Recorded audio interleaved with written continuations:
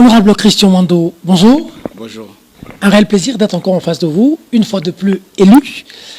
Quel sentiment qu'on vous porte encore, qu'on vous envoie encore à l'Assemblée nationale par vos électeurs qui vous ont encore fait confiance? Un sentiment de joie, mais surtout un sentiment de lourde responsabilité devant un peuple qui souffre et qui a besoin que les choses changent.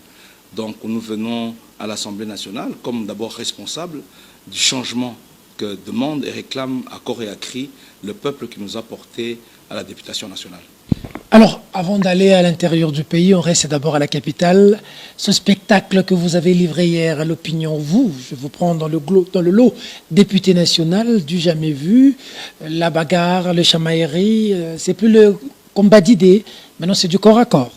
Bon, je pense que nous sommes devant des gens qui ne se respectent pas.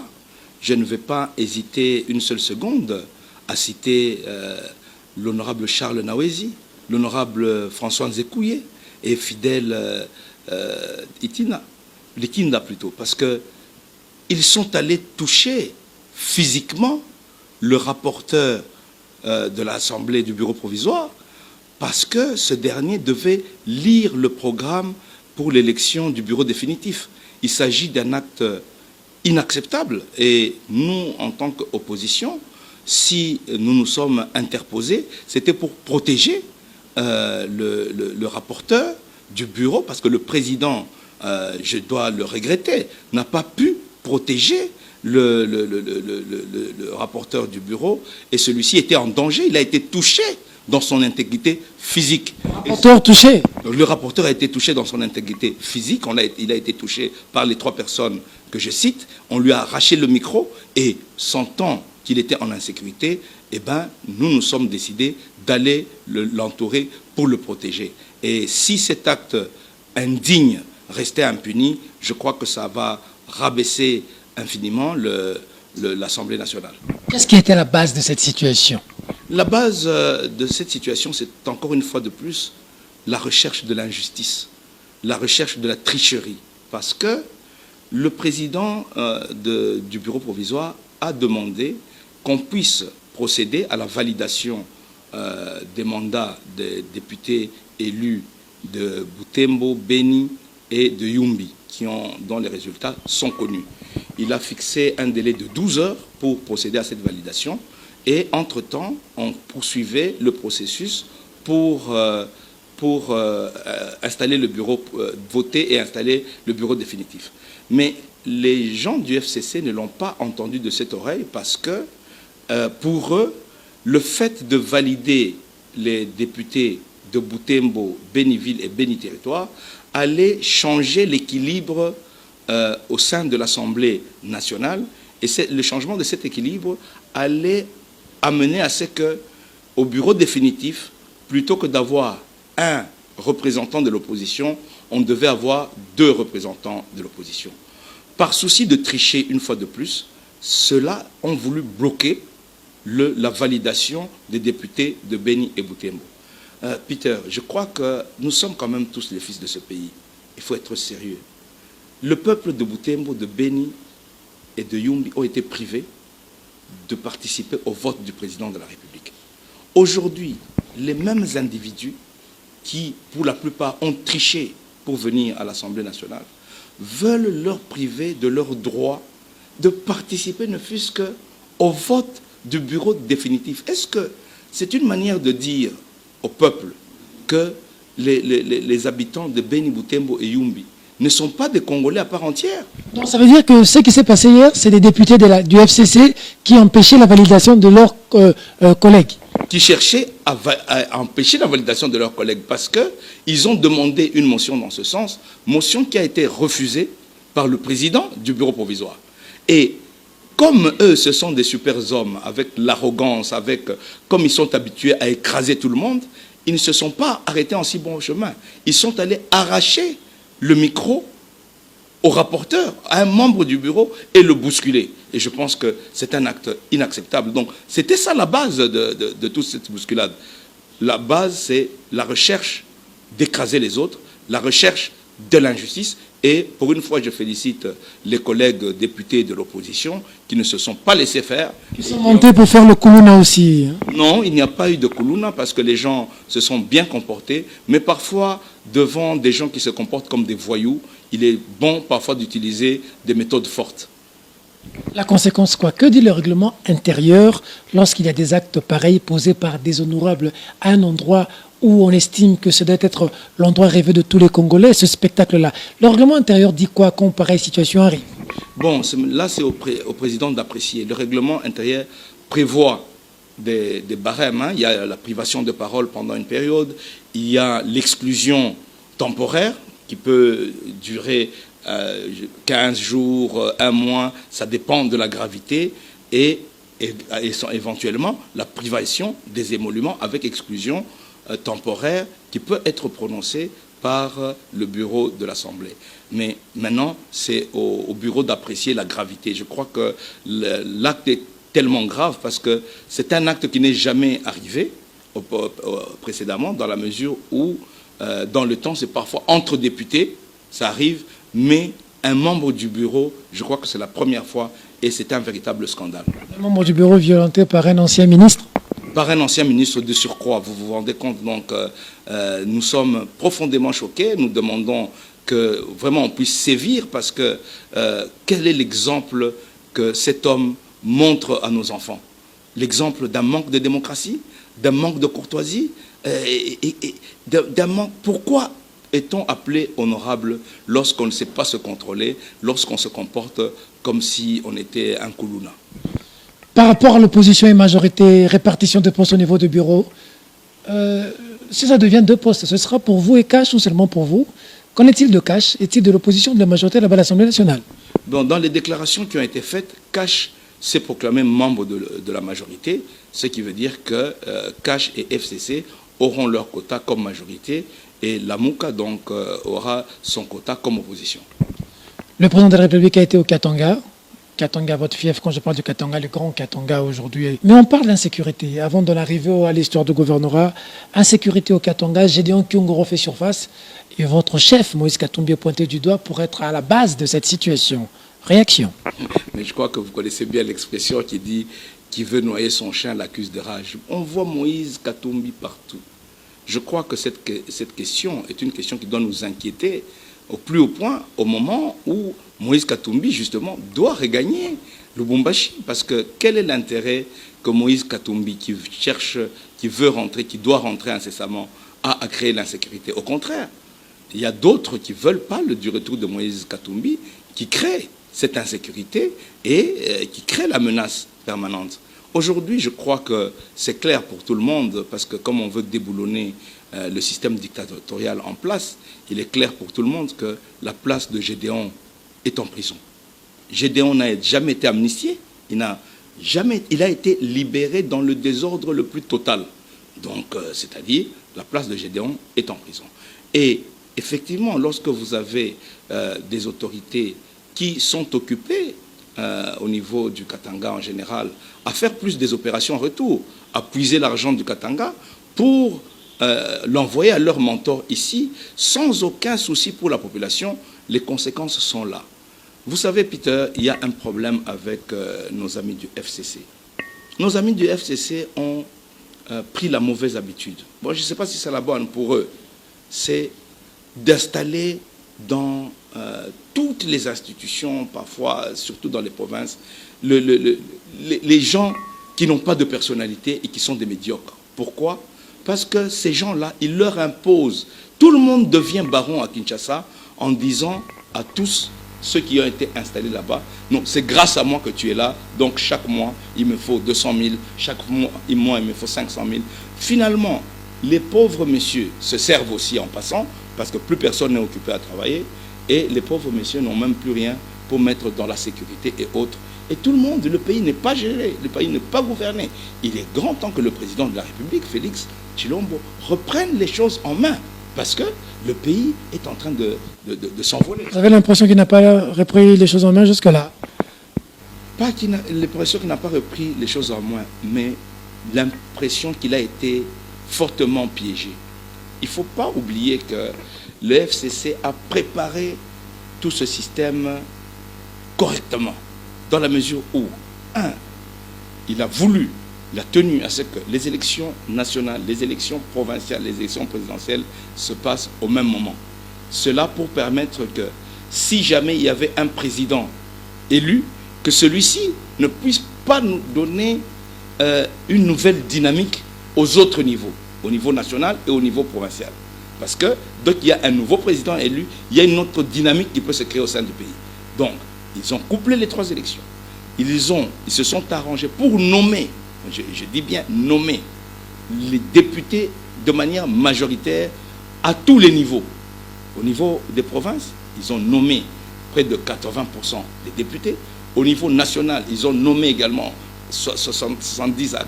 Vous faites partie de ces nominations. Mais moi, je crois qu'ils l'ont nommé, mais je parle de ceux qui ont été nommés, ils se connaissent. Donc, ayant fait cela, ils ont les leviers de l'administration provinciale, ils ont les leviers du gouvernement central. Entre-temps, ils ont toute la police, ils ont l'armée, ils ont la justice. Alors, quelle est la marge de manœuvre qui reste au président de la République, qui se retrouve isolé? Le président est pris en étau, là. Mais il est pris en étau, et il va, dès qu'il va nommer, ou va nommer le Premier ministre, eh ben, le président va se retrouver dans une difficulté supérieure à ce qu'il connaît maintenant. Parce que maintenant, il a un gouvernement de transition, avec un Premier ministre qui n'en est plus un, qui le laisse prendre certaines prérogatives. Mais ça ne sera plus le cas lorsqu'il aura nommé un Premier ministre. Il sera complètement verrouillé et il ne saura rien faire, dans la mesure, en plus, qu'il ne pourra pas démettre le Premier ministre. Il n'y a que l'Assemblée nationale qui pourra démettre le Premier ministre. Le président n'a pas qualité de... Il n'a pas la capacité, ce n'est pas prévu pour le président de faire partie d'un Premier ministre. Il n'y a que l'Assemblée nationale qui peut faire partie le Premier ministre. Alors comment déboulonner le système comme il le veut? Moi, j'aurais été à la place du président de la République. J'accepterais une cohabitation. C'est-à-dire, pas une coalition, mais une cohabitation. C'est-à-dire, moi, je reste avec mon camp, dans le camp de l'opposition, et le gouvernement qui vient, il gère. Mais moi, je le contrôle et je suis ses actions. Parce que, en étant dans une coalition où on ne lui cède rien, dites-vous bien que sur 26 provinces, je ne sais pas s'il cache à 2 provinces, hein, il va avoir peut-être une province. Alors, c'est quel genre de coalition? Le gouvernement, je crois que j'apprends que les discussions sont au point mort, parce qu'on tend à lui imposer un Premier ministre qui n'est pas en odeur de sainteté. Albert Youma. Bon, c'est ce qu'on apprend. Bon. Et on tend également à lui imposer un gouvernement où 80% du côté FCC. Du côté FCC. Et quel sera son rôle? C'est-à-dire, il va subir tout ce que le FCC va faire et il va l'endosser en étant leur allié. Et en ce moment-là, le FCC qui n'entend pas non seulement faire le changement, non seulement punir, le FCC a mis le mécanisme pour se protéger et continuer avec le système de corruption, le système de dictature et le système de brimade. Or, lui, il est leur allié il sera leur allié sans véritable pouvoir de décision et d'influence. Sauf peut-être dans le domaine de la sécurité et des affaires étrangères. Ce qui n'est pas suffisant parce que le vrai chef du gouvernement, ça sera le Premier ministre. Et la situation est très mauvaise. Je pense que déboulonner le système va passer ici nécessairement par une révolution populaire. Honorable Christian Mondo, vous parlez bien. Les gens qui vous suivent seront quand même séduits. Mais comment vous n'avez pas pu séduire les députés provinciaux et que vous ayez perdu au niveau de Tanganyika? J'informe le public que c'est l'honorable Zoé Kabila qui est gouverneur, qui vous a battu. Oui, ben, écoutez, je vous ai dit que le système Kabila s'est préparé. Moi, je ne suis pas allé au Tanganyika nécessairement pour gagner. Parce que je savais que les dés étaient pipés d'avance. Parce que, oui, parce que Ensemble pour le changement a 8 députés et le FCC en a 17. Je passe les détails des tricheries dans la mise en place de ce système. Je vous dis par exemple notamment que cette fois-ci, c'était le tour de Moba et de Manono de coopter les chefs coutumiers, mais il y a des gens, avec le pouvoir actuel, qui ont des ordres qui sont venus de Kinshasa pour dire qu'on exclut Moba dans la cooptation pour mettre plutôt Kabalo. Vous comprenez pourquoi. Donc, le système, le dé était pipé. Mais mon devoir à moi, ma responsabilité à moi, c'était de montrer au peuple que je ne l'ai pas abandonné. Parce que ce peuple m'a plébiscité aux élections. Mais comment Zoé va vous gagner? Comment? Ce n'est pas le peuple qui a voté. Ce sont les députés qui ont été nommés et qui devaient à leur maître de renvoyer l'ascenseur. Mais en plus de ça, les brimades que ces mêmes députés ont reçues, les menaces, je vous dis que l'ancien conseiller spécial en matière de sécurité du président de la République sortant était sur place. Pendant, il a fait, je crois, Un conseiller spécial, c'est qui? Maître Mbouyou était sur place. Il était sur place pendant l'élection. Bien sûr, pendant l'élection, il était là. L'honorable Jeannette Kabila était là. Monsieur Mugalou était là. Il y avait Ngoï Moukena était là. Il y avait toute une panoplie de gens qui ont été mis en place pour mettre les gens dans un régime de terreur. En plus, je vais vous dire une anecdote qui est quand même extraordinaire. Avec la complicité de la CENI, l'honorable Jeannette Kabila et M. Mugalou étaient dans le bureau de vote avec qualité d'observateur. Dans le bureau de vote. Dans le bureau de vote. Avec qualité d'observateur, les macarons d'observateur. Est-ce que des choses comme ça sont acceptables? Avalisé par la CENI. Avalisées par la CENI, parce que c'est la CENI qui délivre les macarons d'observateur. Ce que vous dites, c'est vérifier. Où ça... Mais vous allez le vérifier, vous avez les députés provinciaux qui sont là, vous avez tout le monde qui était là. Mais et vous pouvez même poser la question aux concernés, parce que je ne dis que la vérité. Ils étaient observateurs dans le bureau de vote. Pour quel objectif? Des stylos avec caméra ont été distribués avec obligation à chaque député de FCC de filmer son bulletin de vote. Est-ce qu'on veut la démocratie? On ne veut même pas laisser la liberté, même à ses propres hommes, de choisir en âme et conscience. Que voulez-vous faire avec cela? Moi, je suis fier du combat que je menais. Ce n'était pas un combat pour nécessairement gagner. C'était pour montrer que j'avais un projet, que j'étais capable de le défendre et que je n'avais pas peur. Est-ce que vous pouvez imaginer ce qui s'est passé notamment aussi à l'élection dans la ville de Lubumbashi, même ici, je crois, à Kinshasa, où chaque député devait se faire accompagner pour aller jeter son bulletin dans l'urne? Est-ce que c'est normal? Est-ce que c'est normal, ça? Dans quel pays cela est acceptable? Ce sont des faits qui vous semblent normaux, banaux, mais ce sont des faits qui sont extrêmement graves, et pour notre démocratie, et pour la conception que les gens ont des choses. C'est-à-dire, on vous fait ça par contrainte. La fin de tout, c'est que ces gens se croient tellement tout permis que hier, c'est un Charles Naouézi qui va arracher le micro à un membre du bureau et le bousculer. Voilà, c'est-à-dire, vous valez rien, vous n'êtes rien, on vous écrase et vous en verrez de toutes les couleurs. Mais je crois que nous devons être prêts à nous défendre, nous devons être prêts à aller de l'avant, parce que le système est là, le système se renforce, le système a cru qu'il a gagné et qu'il devient plus arrogant, plus fort, et plus agressif et moins tolérant. Et c'est ça qui est dommage, parce que nous avions cru que la leçon que les gens ont eue, parce que même s'ils ont triché, ils savent que sur le terrain, plusieurs n'ont même pas voulu montrer leur couleur, plusieurs se sont cachés, d'autres se sont fait chasser partout, mais ça aurait dû les rendre un peu plus modestes, un peu plus attentifs aux cris de la population, mais j'ai l'impression que c'est plutôt du contraire.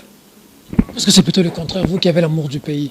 Est-ce que pour sauver la nation aujourd'hui, il ne faille pas mettre nos égos de côté et que composer ensemble la Mouka, Cash, pour sauver le pays, pour déboulonner le système FCC?